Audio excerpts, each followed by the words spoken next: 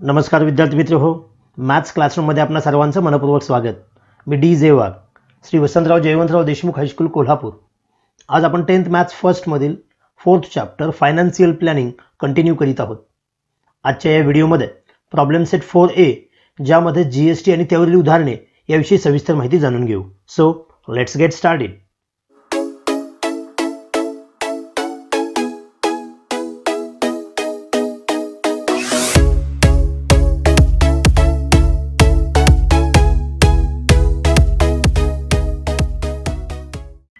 Okay students, GSTवर आधारित असणारे प्रॅक्टिस सेट 4.1, 4.2 याचा जर तुम्ही स्टडी केला असेल तर हा प्रॉब्लेम सेट लगेच लक्षात येईल. जर तो स्टडी झाला नसेल तर सुरुवातीला तो स्टडी करून घ्या. इथं फर्स्ट क्वेश्चन काय पहा. A dealer has 10% discount on a showpiece of ₹25,000. GST of 28% was charged on the discounted price. Find the total amount shown in the tax invoice. What is the amount of CGST and ESGST. एक showpiece आहे ज्याची value ₹25,000 आहे. याच्यावर सुरुवातीला एक 10% discount दिलेला आहे आणि जी शिल्लक प्राईस राहते, जी डिस्काउंटेड प्राईस असते, त्याच्यावर 28% GST चार्ज केलेला आहे. तर त्या टॅक्स इनवॉइसमध्ये टोटल अमाऊंट त्या शोपीसची काय असेल, याशिवाय CGST आणि ESGST काय असेल असा आपल्याला हा प्रश्न विचारलेला आहे. ॲट फर्स्ट शोपीसची जी व्हॅल्यू आहे, ज्याला आपण लिस्ट प्राईस किंवा मार्केट प्राईस म्हणतो, ती ₹25,000 आहे. त्याच्यावर 10% डिस्काउंट द्यायचं आहे. त्यामुळे आपण सुरुवात तिथून करूया. Here marked price of showpiece, जी मार्क्ड प्राइस आहे ती म्हणजे ₹25,000 एवढी आहे. त्याच्यावर जो डिस्काउंट दिलेला आहे तो 10% आहे. याचाच अर्थ रेट ऑफ डिस्काउंट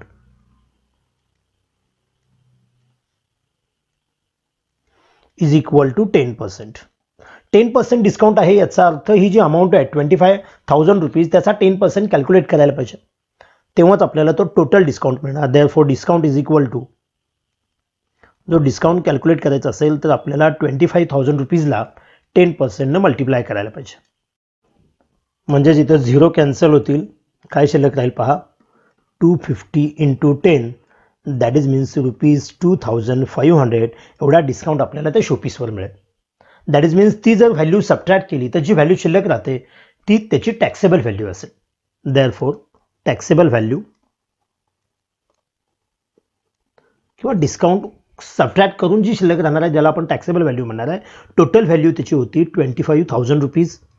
त्यातून आपण 2,500 सबट्रॅक्ट करतोय, म्हणजे जी अमाऊंट राहते ती ₹22,500 एवढी व्हॅल्यू त्याची टॅक्सेबल व्हॅल्यू असेल. आता या व्हॅल्यूवर आपण GST चार्ज करतो. That is means now rate of GST is equal to 28%. GST चा रेट 28% आहे. Therefore total GST जो असेल त्या प्रोडक्टवरचा तो जर कॅल्क्युलेट करायचा असेल तर ₹22,500 जे आहेत त्याला आपण 28% ने मल्टिप्लाय करायला पाहिजे. इथं पुन्हा 0 कॅन्सल होतील, म्हणजे जो रिमेनिंग पार्ट राहिला तो 225 × 28. मी थोडासा हा प्रोडक्ट साईडला करून घेतोय. दॅट इज मीन्स यांचा जो प्रोडक्ट आलेला आहे तो ₹6,300 हा GST त्या शोपीसवर असेल. आपल्याला पुढे असंही विचारलेलं होतं की CGST आणि ESGST किती. इथं GST आहे म्हणून लगेच ते व्हॅल्यू फाइंड आउट करूया. देअरफॉर CGST ही जी व्हॅल्यू असते ती GSTच्या हाफ असते. दॅट इज मीन्स 6,300चा जर आपण हाफ कॅल्क्युलेट केला तर तो जो येणार आहे तो ₹3,150 एवढा CGST असेल. सिमिलरली ESGST सुद्धा तेवढाच असेल. That is means ESGST is also ₹3,150. आपल्याला टोटल शोपीसची व्हॅल्यू जी होती ती ₹25,000 होती. त्याचा 10% डिस्काउंट 2,500 आला. तो सबट्रॅक्ट केल्यानंतर जी व्हॅल्यू मिळाली जी 22,500 आहे, जी त्याची टॅक्सेबल व्हॅल्यू आहे. आणि याच्यावरचा 28% कॅल्क्युलेट केल्यानंतर 6,300 ही जी व्हॅल्यू मिळाली हा त्याच्यावरचा GST असेल. त्यामुळे ही टॅक्सेबल व्हॅल्यू प्लस GST ह्या दोघांची जी व्हॅल्यू असेल ती त्या शोपीससाठी टोटल अमाऊंट असेल.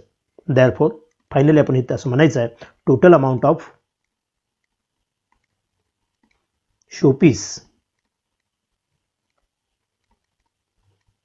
ही अमाऊंट फाइंड आउट करत असताना आपल्याला हे 22,500 ही टॅक्सेबल अमाऊंट प्लस त्याचा जो GST आहे तो 6,300 या दोघांची ॲडिशन करावी लागेल.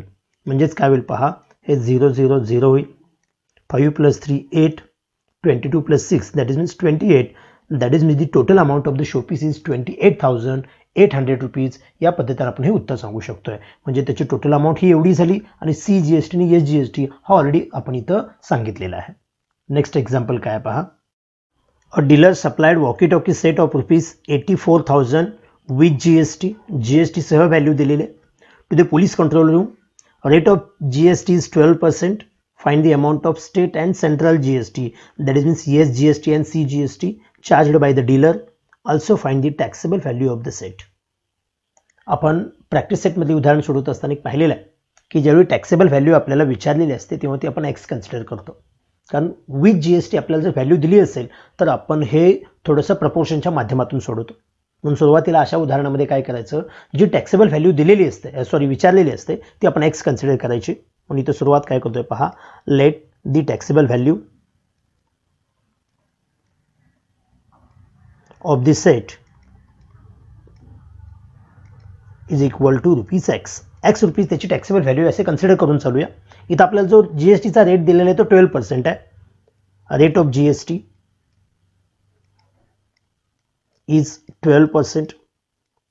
आपण ही टॅक्सेबल व्हॅल्यू x एवढ्यासाठी कन्सिडर करतो कारण हे आपल्याला यांची जे रेशो असतात व्हॅल्यूचे रेशो ते आपल्याला इक्वल दाखवायचे असतात.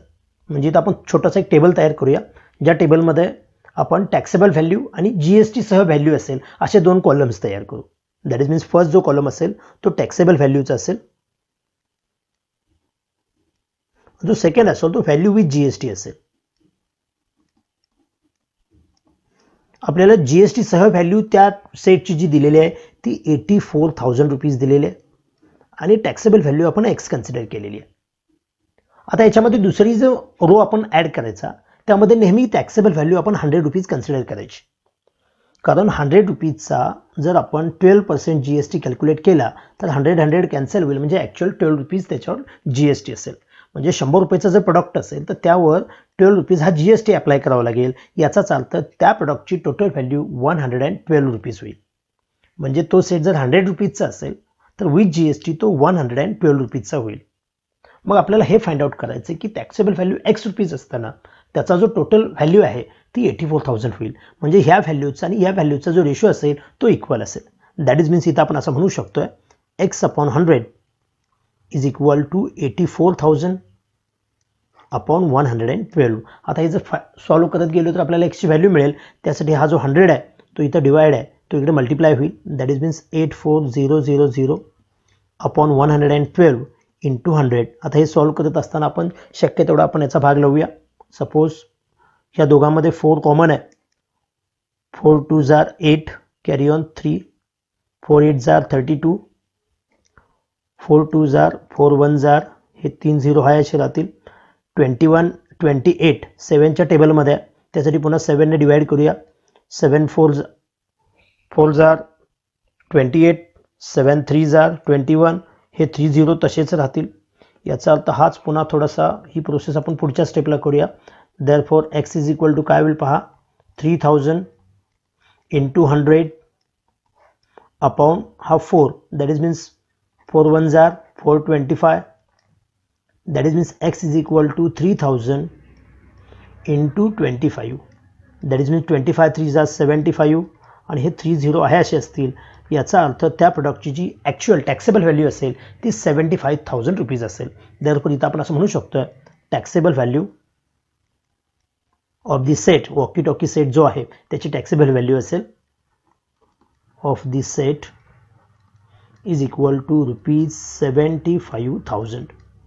याचा अर्थ आपल्याला असा लक्षात येतो का पहा की जो तो वॉकी सेट होता तो ₹75,000चा होता ज्यावर GST अप्लाय केल्यानंतर चार्ज केल्यानंतर त्याची व्हॅल्यू 84,000 झालेली आहे. म्हणजे याच्यातला जो डिफरन्स असेल तो त्याचा GST असेल.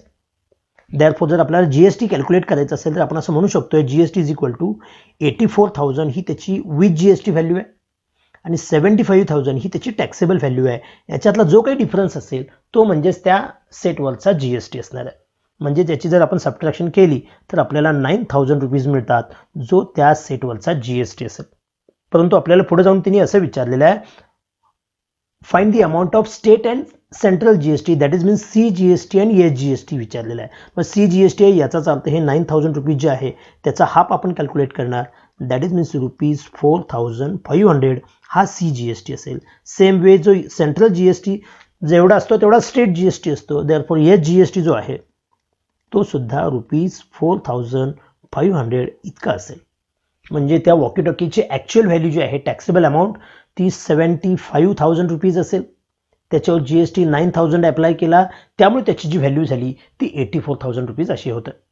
तुम्ही फक्त इथे एवढे एक गोष्ट लक्षात घ्यायची आहे, ज्यावेळी आपल्याला टॅक्सेबल व्हॅल्यू विचारलेली असते आणि विथ GST व्हॅल्यू दिलेली असते त्यावेळी आपल्याला हा जो सुरुवातीला जो टेबल तयार केला अशा पद्धतीनं टेबल तयार करावा लागेल किंवा असा हा जो रेशो असतो तो रेशो लिहावा लागेल. तुम्हाला तो रेशो लिहिणं सोपं जावं म्हणून मी इथं असा हा टेबल तयार केला. या टेबलमध्ये नेहमी टॅक्सेबल व्हॅल्यू जी आहे ती 100 रुपीज कन्सिडर करायची. त्याच्यावर जो GST असेल इथं 12% होता म्हणून त्याची विथ GST व्हॅल्यू 112 आली. 18% असता तर 100ची इथं व्हॅल्यू 118 झाली असती. मग आपल्याला इथं विथ GST व्हॅल्यू दिलेली असते, जी टॅक्सेबल विचारलेली आहे तिथं आपण एक्स कन्सिडर करणार. मग आपल्याला एक रेशो मिळतो, त्या रेशोच्या मदतीनं आपल्याला त्याची टॅक्सेबल व्हॅल्यू मिळू शकते. नेक्स्ट एक्झाम्पल काय पहा. अ wholesaler purchased electric goods for the taxable amount of ₹1,50,000.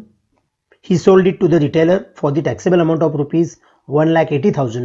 A retailer sold it to the customer for the taxable amount of ₹2,20,000.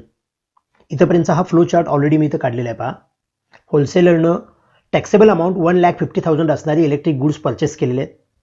त्यांच्याकडून पुढे ते रिटेलरने 1,80,000ला परचेस केलेले आहेत आणि पुढे कस्टमरनं रिटेलरकडून 2,20,000ला परचेस केलेले आहेत.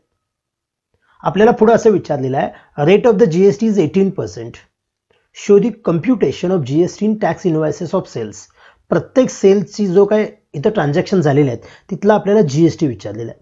म्हणजेच होलसेलरनं या प्रोडक्टवर किती GST दिला, रिटेलरने GST किती दिला किंवा कस्टमरने GST किती दिला, ह्या तिन्ही स्टेजमध्ये आपल्याला GST कॅल्क्युलेट करायचं.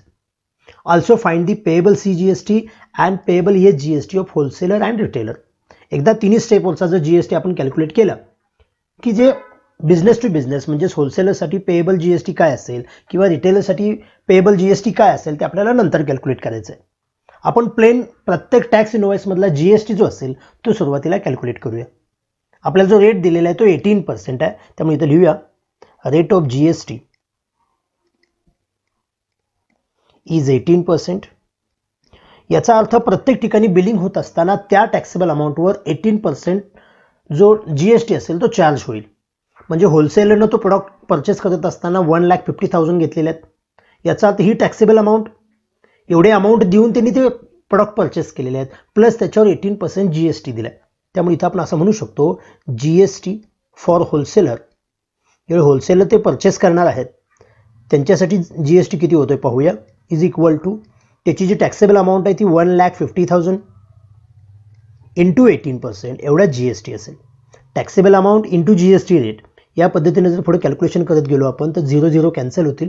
काय शिल्लक राहील पहा, 1,500 इंटू 18, दॅट इज मीन्स हे 0 आपण तसेच ठेवूया. 18 5 are 90, carry on 9, 18 1 are 18, 18 plus 9 27. याचाच अर्थ ₹27,000 एवढा GST होलसेलरनी पे केला. म्हणजे ही टॅक्सेबल अमाऊंट प्लस GST एवढी व्हॅल्यू देऊन त्यांनी ते प्रॉडक्ट जे असतील ते परचेस केलेले आहेत. परंतु पुढं रिटेलरना त्यांनी सोल्ड करत असताना रिटेलरनी एवढे पैसे दिलेले आहेत. याचा अर्थ रिटेलरनी ही टॅक्सेबल अमाऊंट प्लस त्याच्यावरचा 18% GST चार्ज करून दिलेलेच आहे त्यांना. याचा अर्थ आपण म्हणू शकतो GST for retailer. Now GST for retailer त्यासाठी जी टॅक्सेबल अमाऊंट आहे ती 1,80,000 आहे, त्याच्यावर 18% GST दिलेलं आहे. पुन्हा त्याच पद्धतीने जर आपण कॅल्क्युलेशन केलं तर काय होईल पहा, हे 1,800 इंटू 18 दॅट इज मीन्स 0 तसेच असतील. 18 into 18 square of 18 that is means 324. That is means the retailer gives GST 32,400 rupees. परंतु कस्टमरनं रिटेलरकडून तीच वस्तू किंवा तेच जे सर्व प्रोडक्ट असतील ते 2,20,000ला परचेस केलेले आहेत. याचा अर्थ कस्टमरसाठी 2,20,000 ही पेएबल व्हॅल्यू असेल, सॉरी टॅक्सेबल अमाऊंट असेल. देअरफॉर GST जर कॅल्क्युलेट करायचं असेल कस्टमरसाठी GST फॉर कस्टमर. तर जी टॅक्सेबल अमाऊंट आहे 2,20,000 त्याचा पुन्हा 18% GST कॅल्क्युलेट करावं लागेल. म्हणजे पुन्हा हे 0 कॅन्सल होतील. That is means 2200 into 18. हे 0 तसेच राहतील. 18 टू जर 36 कॅरी ऑन 3. 18 टू जर 36 प्लस 3 39. याचा अर्थ कस्टमरनी ती टॅक्सेबल अमाऊंट जी असेल ते 2,20,000 दिलेलीच आहे. शिवाय ॲज अ GST म्हणून 39,600 रुपीज एवढ्या GST पे केलेला आहे.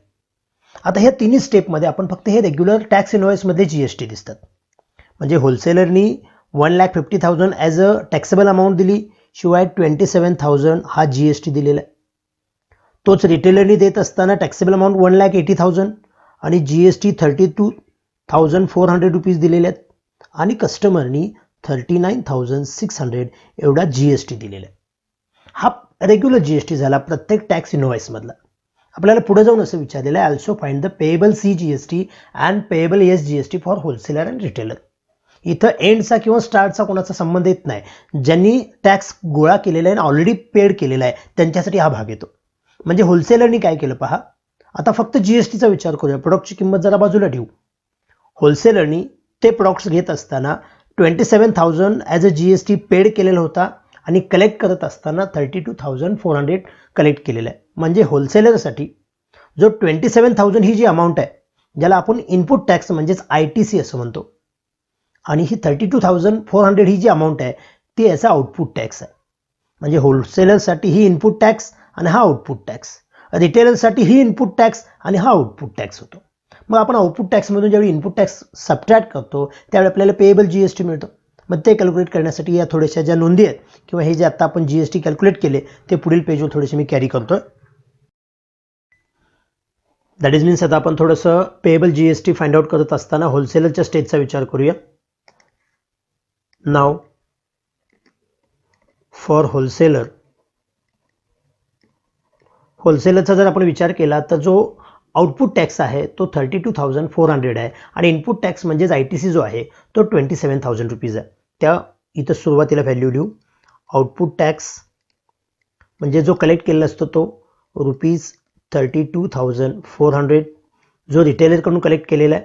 आणि जो इनपुट टॅक्स ज्याला ITC इनपुट टॅक्स क्रेडिट जे असतं जे स्वतः पेड केलेलं आहे ते ₹27,000 असेल. आणि या दोघांना जो डिफरन्स असतो त्याला आपण पेएबल GST असं म्हणतो. Therefore, payable GST is equal to output tax. हा जो फॉर्म्युला आहे मायनस ITC जो आपण प्रॅक्टिस सेट 4.2 मध्ये वापरलेला आहे त्यानुसार हे फॉर्म्युला वापरून आपण उदाहरण सोडवूया.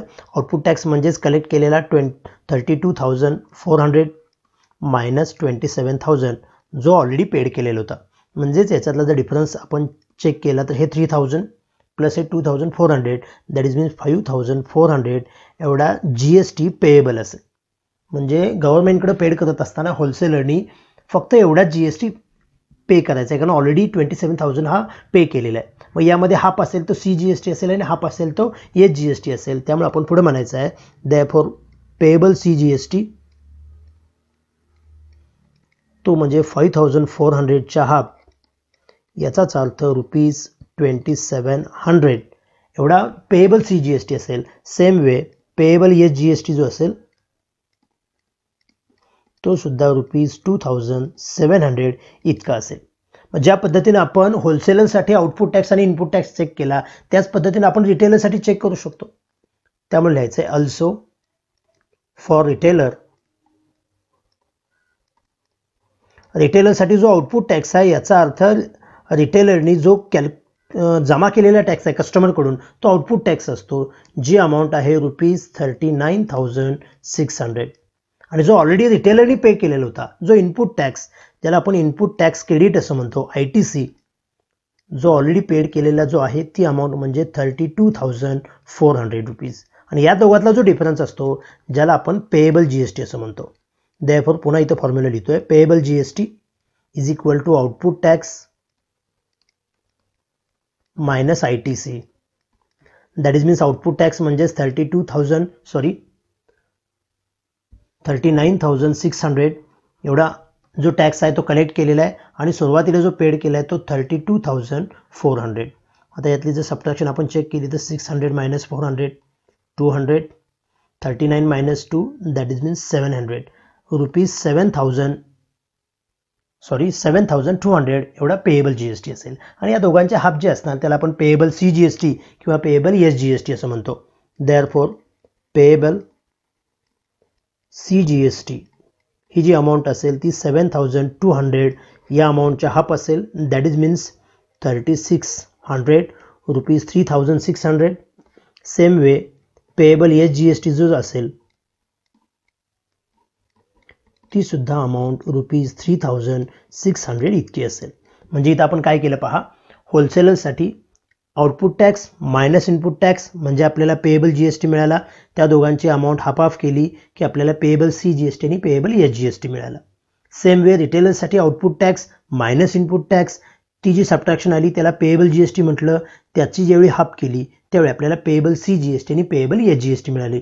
या पद्धतीने हे पेएबल CGST आणि SGST कॅल्क्युलेट करायचे असतात. नेक्स्ट क्वेश्चन काय पहा, for the given trading chain prepare the tax invoice 1, 2, 3 GST at the rate of 12% was charge for the article supplied. आपल्याला ही अशी चेन दिलेली आहे ज्यामध्ये होलसेलरपासून distributor to retailer, retailer to consumer या पद्धतीने जे आर्टिकल्स आहेत ते सप्लाय झालेले आहेत. डिस्ट्रीब्युटरनी होलसेलरकडून ज्यावेळी ते आर्टिकल्स घेतले त्यावेळी as a taxable value rupees 5,000 paid केलेले आहे. शिवाय त्यावरचा जो काय 12% GST असेल तो दिलेला आहे. रिटेलरने डिस्ट्रीब्युटरकडून घेत असताना rupees 6,000 as a taxable value plus 12% GST दिलेला आहे. अँड फायनली कन्झ्युमरनं रिटेलरकडून घेत असताना ॲज अ टॅक्सेबल व्हॅल्यू म्हणून रुपीज 6,500 आणि त्याचा जो GST 12% असेल एवढ्या जी काही किंमत असेल ती दिलेली आहे. तर यावर आधारित आपल्याला काही क्वेश्चन विचारलेत पहा. First question, prepare the statement of GST payable under each head by the wholesaler, distributor and retailer at the time of filing the return to the government. ह्या प्रत्येक स्टेजला म्हणजे कंझ्युमर सोडून म्हणजे हे होलसेलर असतील, डिस्ट्रीब्युटर असतील किंवा रिटेलर असेल यांनी गव्हर्नमेंटकडं रिटर्न फायलिंग करत असताना पेएबल GST काय असेल तो आपल्याला विचारलेला आहे. याचा अर्थ पहिला आपण प्लेन GST करतो जसं आपण या अगोदरच्या उदाहरणामध्ये पाहिलं, आणि त्यानंतर जो आउटपुट टॅक्स मायनस ITC करून आपण पेएबल GST कॅल्क्युलेट करतो. म्हणजे पहिल्यांदा प्रत्येक स्टेजवरचा आपण GST कॅल्क्युलेट करूया. म्हणजे इनवॉइस फर्स्ट, इनवॉइस सेकंड आणि इनवॉइस थर्ड ह्या तिन्ही इनवॉइसमधला GST किती असेल तो सुरुवातीला आपल्याला कॅल्क्युलेट करावा लागेल आणि त्यानंतर आपण output tax minus input tax याच्या मदतीनं पेएबल GST फाइंड आउट करावा लागेल. आणि तो पेएबल GST फाइंड आउट केल्यानंतर आपल्याला इथं एक्स्ट्रा असं विचारलेलं आहे, प्रिपेअर द स्टेटमेंट. आपल्याला त्याचं एक टेबलर फॉर्ममध्ये एक स्टेटमेंट बनवायचं. सेकंड क्वेश्चन असा विचारलेला आहे, at the end what amount is paid by the consumer. Finally कन्झ्युमरने किती अमाऊंट पेड करावी लागेल. साहजिकच आहे, कन्झ्युमरनं रिटेलरकडून 6,500 ॲज अ टॅक्सेबल व्हॅल्यू दिलेली आहे. कन्झ्युमरनं रिटेलरला एवढी व्हॅल्यू दिलेली आहे. याशिवाय ही अमाऊंट देत असताना 12% GST पण दिलेला आहे. म्हणजे ही अमाऊंट प्लस याचा 12% जो काही GST असेल ह्या दोघांची जी काही ॲडिशन असेल ती फायनली कन्झ्युमरने दिलेली आहे असं आपण म्हणू शकतोय. आणि थर्ड क्वेश्चन असा विचारलेला आहे, right which of the invoices issued are business to business and business to consumer. आता इथे जे तीन इनवॉइस आहेत, tax invoice first, second and third, ह्यातले B2B कोणते आणि B2C कोणतं. साहजिकच आहे जो लास्ट असतो ज्याला आपण B2C म्हणतो, that is means tax invoice number 3 is business to consumer, that is means retailer to consumer. हे जे इनवॉइस असेल त्याला आपण बिझनेस टू कन्झ्युमर असं म्हणतो. आणि त्याच्या अगोदरची जी काही इनवॉइस असतील जसं wholesaler to distributor that is means invoice number 1, distributor to retailer that is means invoice number 2, these invoice are business to business. आता हे उदाहरण थोडंसं या अगोदर झालेल्या उदाहरणाप्रमाणेच आहे, त्यामुळे थोडंसं मी अगोदर कॅल्क्युलेट करून घेतलेलं आहे, फक्त ते समजावून घ्या. ॲट फर्स्ट या चेनचा विचार करता प्रत्येक इनवॉइसमध्ये GST किती चार्ज झाला आहे तो कॅल्क्युलेट करूया. म्हणजे टॅक्स इनवॉइस फर्स्टमध्ये जर विचार केला तर टॅक्सेबल व्हॅल्यू 5,000 आहे आणि जो GST आहे तो 12% आहे. याचा अर्थ 5,000चा 12% जर आपण कॅल्क्युलेट केला तर या इनवॉइसमध्ये तो GST असेल. That is means for the tax invoice first जर आपण टॅक्सेबल व्हॅल्यू चेक केली तर रुपीज 5,000 आहे. त्याचा 12% कॅल्क्युलेट करतोय, that is means 5,000 into 12%, 0 cancel होतील, 50 इंटू 12 रुपीज 600 GST असेल इनवॉइस नंबर 1 मध्ये. म्हणजे होलसेलरनं डिस्ट्रीब्युटरला ते ज्यावेळी सेल केलं त्यावेळी डिस्ट्रीब्युटरनं 5,000 rupees plus 600 rupees that is means 5,600 rupees डिस्ट्रीब्युटरनं होलसेलरला पे केले. सेम वे डिस्ट्रीब्युटरला रिटेलरला देत असताना टॅक्सेबल व्हॅल्यू 6,000 रुपीज चार्ज केलेले आहे, याचा अर्थ 6000 रुपीज प्लस त्यावर 12% आपल्याला GST करावं लागेल. म्हणजे सेम याच प्रोसिजरनं, दॅट इज मीन्स आपण इथं सेकंडला असं म्हणू शकतो, for the invoice number 2 that is means for second taxable value 6000 rupees असेल, त्याचा पुन्हा 12% कॅल्क्युलेट करणार. म्हणजे ते 0 कॅन्सल होतील. 60 × 12 दॅट इज मीन्स 720 रुपीज.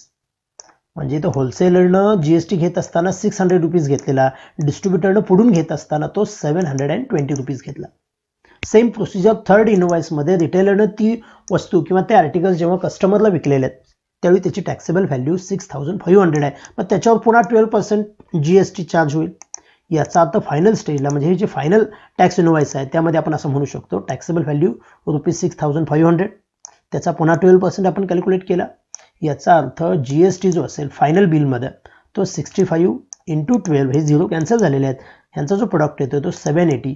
म्हणजेच कन्झ्युमरनं तो प्रोडक्ट परचेस करत असताना 6500 रुपीज दिलेलेच आहेत, शिवाय ॲज अ GST म्हणून 780 रुपीज दिलेले आहेत. आपल्याला 2 नंबरचा क्वेश्चन होता, पुन्हा एकदा ते पेज दाखवतोय पहा. आपला सेकंड क्वेश्चन काय होता, at the end of what amount is paid by the consumer. Finally कन्झ्युमरने किती अमाऊंट पेड केली. म्हणजे आपण इथं आत्ता सांगू शकतोय की जो कन्झ्युमर आहे त्यांनी अमाऊंट देत असताना काय केलेलं आहे की टॅक्सेबल अमाऊंट 6500 दिलेलीच आहे, शिवाय GST जो 780 आहे तो पण दिलेला आहे. त्यामुळे इथं आपण म्हणू शकतो there for amount for customer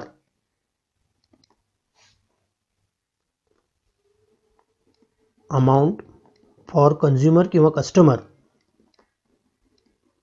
is equal to 6500 rupees as a taxable amount plus 780 as a GST. म्हणून ह्या दोघांची जी काही ॲडिशन होईल 0 + 80 80, 7 + 5 12, carry on 1, that is means consumer म्हणून त्याला तुझी आर्टिकल्स असतील ते 7280 रुपीजला ते प्रोडक्ट बसतील. म्हणजेच होलसेलरने हे 5000 रुपीज प्लस त्याच्यावरचा जो टॅक्स आहे तो 600 एवढा कलेक्ट केलेला आहे. डिस्ट्रीब्युटरने हे 6000 रुपीज प्लस त्याच्यावरचा जो GST आहे 720 तो कलेक्ट केलेला आहे. आणि रिटेलरने फायनली 6500 ही अमाऊंट प्लस त्याच्यावरचा GST 780 या पद्धतीने ही अमाऊंट कलेक्ट केलेली आहे. आता ज्यावेळी आपण पेएबल GSTचा विचार करतो त्यावेळी ह्या 2 स्टेज महत्त्वाच्या आहेत, डिस्ट्रीब्युटरची आणि रिटेलरची. म्हणजे डिस्ट्रीब्युटरसाठी 720 हा आउटपुट टॅक्स आहे, 600 हा इनपुट टॅक्स ज्याला आपण ITC असं म्हणतो, आणि रिटेलरसाठी 780 हा आउटपुट टॅक्स येतो आणि 720 हा इनपुट टॅक्स येतो. म्हणजे पुन्हा डिस्ट्रीब्युटरसाठी पेएबल GST फाइंड आउट करत असताना 720 - 600 that is means output tax minus ITC, त्या पद्धतीनं आपण GST काढू शकतो. शिवाय रिटेलरसाठी पेएबल GST फाइंड आउट करत असताना आउटपुट टॅक्स 780 मायनस ITC 720 या पद्धतीनं, म्हणजे जसं आपण या अगोदरच्या उदाहरणामध्ये पाहिलेलं होतं त्याच पद्धतीनं. त्यासाठी तोही टप्पा मी ऑलरेडी इथं करून ठेवलेला आहे जेणेकरून आपला वेळ कमी होईल. म्हणजे पहिल्यांदा आपण कॅल्क्युलेशन करत असताना इथं डिस्ट्रीब्युटरचा विचार करणार आहोत. म्हणजे डिस्ट्रीब्युटरसाठी आउटपुट टॅक्स 720, इनपुट टॅक्स 600, या दोघांची जी काही सबट्रॅक्शन असेल त्याला आपण पेएबल GST असं म्हणतो. आणि त्या दोघांचा हाफ केला की पेएबल CGST आणि पेएबल GST मिळतो. म्हणून त्या पद्धतीने कसं कॅल्क्युलेशन होईल पहा. फॉर डिस्ट्रीब्युटर आउटपुट टॅक्स हा 720 आहे आणि इनपुट टॅक्स हा 600 आहे. म्हणून या दोघांची जी काही सबट्रॅक्शन येते 120 रुपीज हा पेएबल GST असेल डिस्ट्रीब्युटरसाठी. मग त्याचा हाफ केला तर पेएबल GST 60 रुपीज येतो आणि पेएबल CGST आणि SGST दोन्ही पण 60 रुपीज येतात. जसं आपण डिस्ट्रीब्युटरचं कॅल्क्युलेशन केलं त्याच पद्धतीने रिटेलरचं कॅल्क्युलेशन करतो. म्हणजे आउटपुट टॅक्स हा 780 असेल आणि इनपुट टॅक्स हा 720 असेल. मग त्या दोघांची पुन्हा सबट्रॅक्शन करून आपल्याला पेएबल GST मिळू शकतो. म्हणून इथं पुन्हा असं म्हटलेलं आहे फॉर रिटेलर आउटपुट टॅक्स 780 आहे, इनपुट टॅक्स 720 आहे, या दोघांची subtraction that is means 780 - 720 60 rupees हा पेएबल GST असेल. म्हणजे त्याचा हा पेएबल CGST आणि पेएबल SGST म्हणजे ₹30 हा पेएबल CGST आणि SGST असेल. परंतु आपल्याला स्टेटमेंट बनवायला सांगितलं, याचा अर्थ काय. आपल्याला फायनली जे कन्झ्युमरकडून जो टॅक्स मिळालेला आहे तो 780 आहे, तेवढी सम यायला पाहिजे. म्हणजे थोडासा इथे विचार केला तर लक्षात येतो का पहा. होलसेलरनी सुरुवातीला किती दिलं ते सांगितलेलं नाहीये, म्हणजे ते डायरेक्ट मॅन्युफॅक्चरर पण असू शकतात. तेव्हा हा टॅक्स 600 रुपीज हा सेपरेट द्यायचा, ज्यामध्ये आपण 300 rupees as a CGST, 300 as a SGST होऊ शकतो. त्यानंतर डिस्ट्रीब्युटरनी 720 नाही गव्हर्नमेंटला द्यायचे, त्यांनी रिटर्न फायलिंग करत असताना 60 रुपीज ॲज अ पेएबल CGST आणि 60 रुपीज ॲज अ पेएबल SGST होणार. आणि रिटेलरनी फायलिंग करत असताना 30 रुपीज ॲज अ पेएबल CGST, 30 रुपीज ॲज अ पेएबल SGST. मग ह्या ज्या सगळ्या अमाऊंट आहेत म्हणजेच हे 300, 60, 30 ह्या सर्वांची अमाऊंट ही 720 होते, 780 होते, जी कन्झ्युमरने फायनली दिलेली आहे. मात्र स्टेटमेंट लिहित असताना आपल्याला होलसेलर, डिस्ट्रीब्युटर आणि रिटेलर ज्या 3 स्टेपमध्ये टॅक्स कलेक्ट झालेला आहे, ज्यांनी कलेक्ट केलेला आहे त्यांच्या बाबतीत आपण फक्त स्टेटमेंट लिहिणार आहोत. म्हणून आपल्या पुस्तकामध्ये डायरेक्ट फायनल आन्सर कसं दिलं तर पहा की हे जे पर्सन्स आहेत म्हणजे ज्यांनी टॅक्स कलेक्ट केला ते म्हणजे होलसेलर, इथं डायरेक्ट त्यांनी मॅन्युफॅक्चरर दिलेलं आहे, त्यानंतर डिस्ट्रीब्युटर आणि रिटेलर. आता ह्या तिघांनी कशा पद्धतीनं टॅक्स कलेक्ट केला त्याचं हे डिस्ट्रीब्युशन आहे. म्हणजेच पेएबल CGST, पेएबल SGST आणि या दोघांची जी काही सम असेल त्याला आपण पेएबल GST म्हणू. पुन्हा ते फर्स्ट पेज लक्षात घ्या. होलसेलरनी डिस्ट्रीब्युटरकडून 600 रुपीज GST कलेक्ट केला.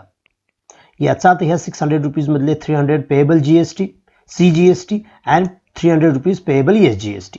म्हणजे याचं सेपरेशन दाखवत असताना मॅन्युफॅक्चररच्या रोमध्ये आपण काय लिहिणार की payable CGST 300 rupees, payable SGST 300 rupees आणि ह्या दोघांची सम जी आली ती 600 रुपीज आली. त्यानंतर डिस्ट्रीब्युटर लेवलला आपण इथे एक्झाम्पल सोडवलेलं होतं. त्यांनी जरी 720 GST कलेक्ट केला तर 600 ऑलरेडी दिलेला आहे, म्हणजे 120 फक्त त्यांना द्यावं लागेल. त्यामध्ये 60 rupees payable CGST, 60 rupees payable SGST. म्हणजे स्टेटमेंटमध्ये लिहित असताना डिस्ट्रीब्युटरच्या समोर लिहित असताना 60 rupees payable CGST, 60 rupees payable SGST दोघांची सम येणार ती 120 येणार. सेम वे रिटेलरचा ज्यावेळी आपण विचार करतो त्यावेळी रिटेलरमध्ये 780 हा कस्टमरकडून कलेक्ट केला, 720 ऑलरेडी दिलेला आहे, पण डिफरन्स 60 रुपीज आला. त्यातला 30 rupees payable CGST, 30 rupees payable SGST. म्हणून त्या कॉलममध्ये लिहित असताना, रिटेलरच्या कॉलममध्ये लिहित असताना, आडव्या रोमध्ये लिहित असताना payable CGST 30 rupees, payable SGST 30 rupees आणि टोटल या 30 + 30 60 येणार. म्हणजे जेव्हा आपण व्हर्टिकली जर याची सम चेक केली म्हणजे पेएबल CGST तिन्ही स्टेजचा चेक केला तर 300 + 60 + 30 390 रुपीज होतो. सेम वे पेएबल SGST सुद्धा 390 होतो आणि या दोघांची सम केली तर 780 येते, जी कस्टमरकडून फायनली कलेक्ट झालेली होती. म्हणजेच या टेबलमध्ये ही व्हर्टिकल आणि ही हॉरिझॉन्टल जर सम चेक केली तर ती 780 यायला पाहिजे. म्हणजेच हे त्या व्यवहाराचा जो काही GST कलेक्ट केलेला आहे तिन्ही स्टेजमध्ये त्याचं हे स्टेटमेंट आहे. हा फर्स्ट क्वेश्चन विचारलेला होता.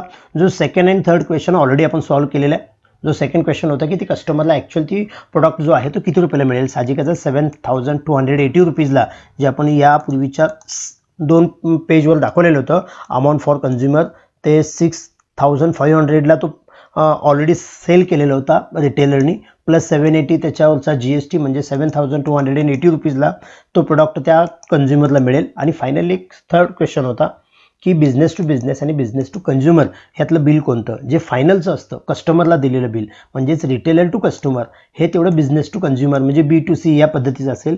त्या अगोदरची जी सगळी टॅक्स इनवॉइस असतील ती B2B म्हणजेच बिझनेस टू बिझनेस या प्रकारामध्ये मोडतात. तर या पद्धतीने आपण या व्हिडिओमध्ये GST म्हणजे काय आणि त्यावरील आधारित ही जी प्रॉब्लेम सेटमधली उदाहरणं आहेत ती पाहिली. जर हा व्हिडिओ आवडला असेल तर लाईक करा, इयत्ता 10वीच्या जास्तीत जास्त विद्यार्थ्यांच्यापर्यंत शेअर करा आणि चॅनल सबस्क्राईब करायचं राहिलं असेल तर आठवणीने सबस्क्राईब करा. थँक्यू.